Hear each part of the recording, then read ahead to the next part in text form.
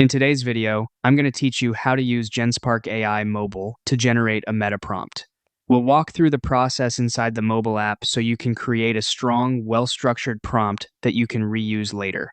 The goal here is to get Genspark to behave like a professional prompt engineer, so the quality of the setup really matters. Start by opening the Genspark AI mobile app. Once you're inside, tap the AI chat or Spark icon at the bottom of the screen to open a chat. At the top of that chat window, tap the Model drop-down menu. From there, choose a premium free model with strong reasoning abilities, such as Claude 3.5 Sonnet or GPT-4o. These models are especially useful for meta prompting because they're better at structure, logic, and understanding layered instructions.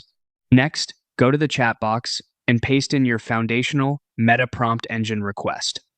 This is the request that tells the AI to take on the role of a professional prompt engineer.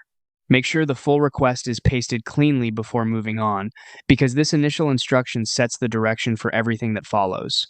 Now tap Send and give Genspark a moment to respond. It should come back with 3 clarifying questions. Read those carefully, because they're designed to improve the final meta prompt and make it more tailored to your needs. Type your answers directly into the mobile chat field, keeping them clear and concise, then hit Send. Once that's done, Genspark will generate your custom meta prompt. Review the output in the mobile preview so you can quickly check the structure and wording. If everything looks good, long press on the generated text block and tap Copy.